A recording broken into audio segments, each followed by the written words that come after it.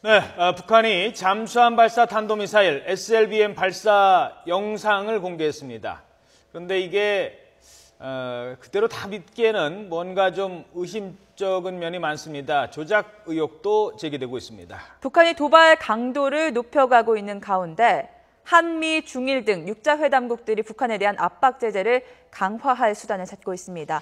취재기자와 함께 자세한 내용 알아보겠습니다. 김희준 통일외교 전문기자 나와 있습니다. 어서 오세요. 안녕하세요. 자, 일단 어제 그동안은 이제 사진으로 공개가 됐었어요. 그렇습니다. 그런데 이 SLBM의 동영상을 공개를 했죠. 어떤 내용이었습니까? 네, 북한의 대남 선전 매체죠. 우리 민족끼리가 공개한 한 2분여짜리 영상입니다. 예. 시사 카메라 초점이란 제목이 붙어 있어요. 네. 네, 그 요지는 이제 북한의 SLBM 시험 발사 성공으로 미국의 이제 해구산 쓸모 없어졌다 이런 것을 강조하기 위해서인데 이 동영상 앞부분에는 이제 북한이 지난 9일 공개한 그 북극성의 이제 저런 스틸 사진 모습이 담겨 있고요. 네. 이 뒷부분에 이제 잠수함에서 발사된 이 탄도 미사일이 이제 하얀 기포를 내뿜으며 수중을 뚫고 이제 공중으로 날아가는 모습이 담겨 있습니다.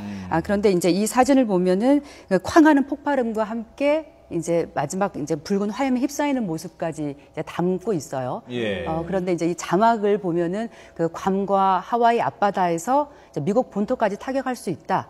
또 이 미사일 한두 발이 서울에 떨어지면 아주 극도의 혼란 상황이 초래될 것이다. 이런 뭐 위협적인 자막을 달았습니다. 네, 미국의 SLBM 발사 동영상과 짝짓기 의혹이 짙어지고 있는 건데 네. 그 어떤 SLBM 종류인가요? 네, 이걸 자세히 한번 분석을 해봤더니 미국의 SLBM이죠. 트라이던트 1의 발사 장면과 아주 좀 흡사한 것으로 보여요. 이 자세히 비교 영상이네요. 예, 비교 영상입니다. 이 아마 오른쪽이 북한 거고 왼쪽이 트라이던트 1일 텐데요. 네, 이게 이제 유튜브에서 아주 쉽게 구할 수 있습니다. 저도 예, 찾아봤더니 오른쪽이 아주 여러 영상이 있는데요.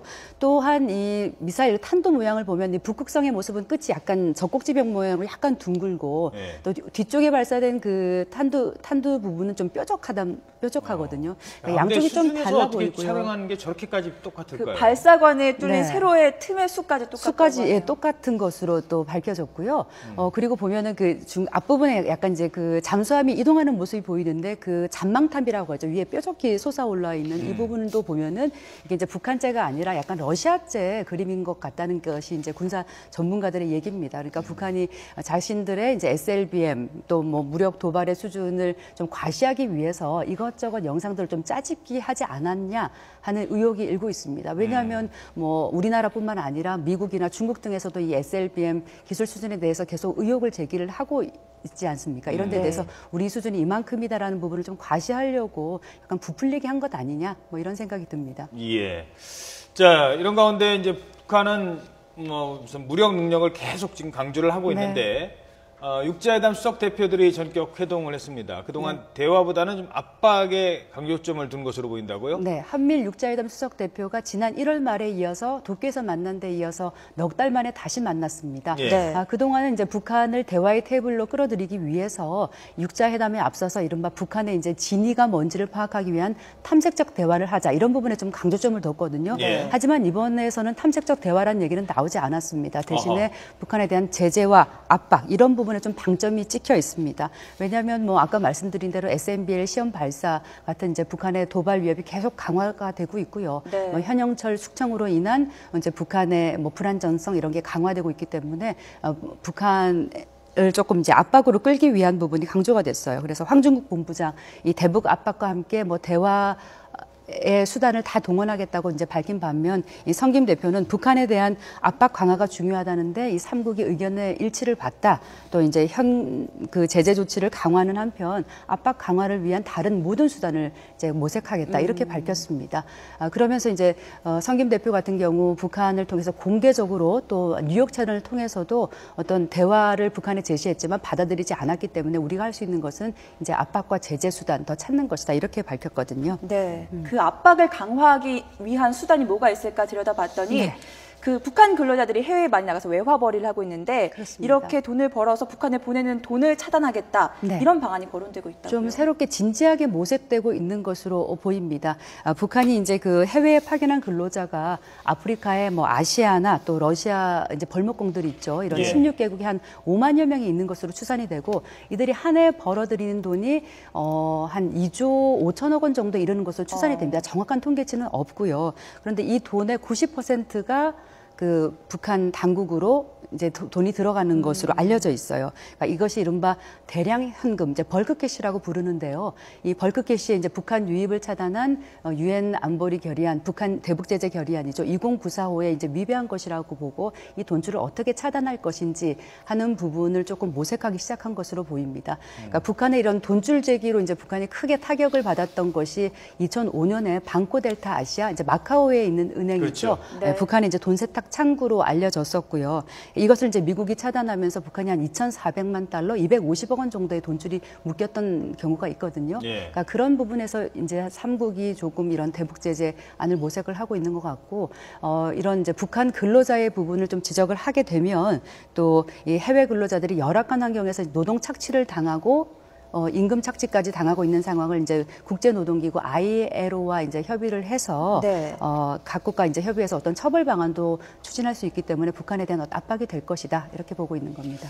그 돈줄 차단을 하면 또 이제 북한은 북한대로 또 네. 돈줄을 또 어디선가 찾아내야 되는데 네. 그 대표적인 게 뭐 위조 지폐를 만든다든가 또는 밀수를 한다든가 뭐 이런 것들이 있어요. 최근에 그 무슨 송이 밀수 사건이 있는데 여기에 북한의 노동당 39호실 여기가 연루돼 있다고요? 네, 이 노동당 39호실 하면 그 김정은의 통치 자금을 관리하는 곳으로 알려져 있죠. 일본 언론에서 이제 보도된 내용인데 네. 이제 북한이 이제 송이버섯을 이제 불법 밀수를 하면서 이것이 노동당 39호실과 좀 연계됐다. 이제 이런 부분이 밝혀진 겁니다. 그 북한의 이제 북한산 송이 밀수 혐의를 받고 있는 조총련 의장의 이제 차남의 집에서 노동당 39호의 문서가 발견됐다는 겁니다. 네. 북한 뭐 사실 뭐 금, 은, 뭐 송이버섯 할 거 없이 이제 돈 되는 거라면 좀 많이 팔고 있는 것으로 알려져 있지 않습니까?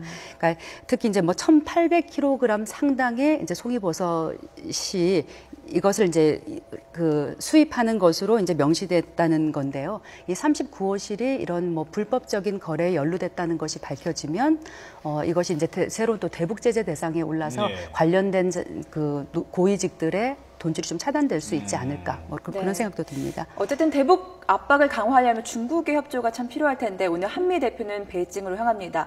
최근에 미국과 중국의 분위기가 안 좋은데 중국의 협조를 구할 수가 있을까요? 네, 좀 저희가 잘 들여다봐야겠죠. 오늘 아주 이례적으로 그 우리나라와 이제 미국의 성김 특별대표가 일제히 이제 중국으로 가서 지금 우다이웨이 한반도 특별대표와 만납니다. 북한에 대한 압박과 제재 강화에 이제 중국의 지렛대 역할을 다시 한번 부탁을 하는 건데요. 네. 최근 뭐 중국과 북한 관계 좀 많이 소원해지지 않았습니까? 그럼에도 불구하고 육자회담 의장국으로서 중국의 역할은 여전히 좀 아직도 중요하다고 볼 수 있고요. 캐리미 국무장관도 최근 중국을 방문해서 이제 왕이 외교부장과의 회담을 갖고 북한을 비핵화로 이끌기 위한 그 중국의 역할을 다시 한번 당부를 했습니다. 그런데 이제 문제는 중국이 과연 북한에 대한 추가 제재 또 특히 인권 문제까지 이제 거론하는 데 나설 것이냐 하는 데는 의문입니다. 중국은 뭐 지난해 그 유엔 안보리 유엔에서의 이제 대북 제재 인권 결의안에 대해서 이제 반대표를 던진 바 있기 때문에 이런 제재에 얼마나 호응을 해올지 하는 것은 이제 두 대표가 가서 어떻게 이제 설득하느냐에 또 달려 있으리라 보겠습니다. 예. 네. 자, 마지막으로 하나만 더 알아보죠. 탄저균이 이 탄저균 하면은 그 9.11 테러 이후에 네. 그 또 다른 테러 공포 뭐 그렇습니다. 이런 거였는데 네. 이게 주한 미군 기지에 배달이 됐어요? 무슨 일입니까? 네, 처음에는 이게 이제 무슨 테러인가 했더니 알고 봤더니 뭐 일단 단순 배달 사고로 보입니다. 네. 그 미군의 한 국방연구소에서 이제 다른 데로 보내져야 하는 것들이 주소가 아마 잘못 적힌 것 같아요. 그러니까 이른바 미군의 이제 사서함들이 있는데 사서함 예. 주소가 잘못돼서 뭐 메릴랜드주를 포함해서 9개 주에 잘못 배달이 됐다는 겁니다. 이 가운데 하나가 우리 주한미군인 이제 오산 기지에도 배달이 됐다는 거거든요. 근데 이제 단순한 배달 사고로 좀 밝혀졌고요. 다행히 뭐 중간 배달 과정에서 어떤 뭐 인명 사고나 이런 부분이 없었고 네. 또 전량 폐기 처분이 됐다고 합니다. 예. 네. 이번 발표와 관련해 주한미군이 조금 전에 입장을 내놨네요. 네. 일반인에게는 어떤 위험도 없다. 네. 이런 입장. 그리고 군인에게도 피해가 없다라는 입장을 밝혔습니다. 네, 지금까지 김희진 기자와 함께 최근에 북한을 중심으로 한 정세 살펴봤습니다. 고맙습니다. 고맙습니다.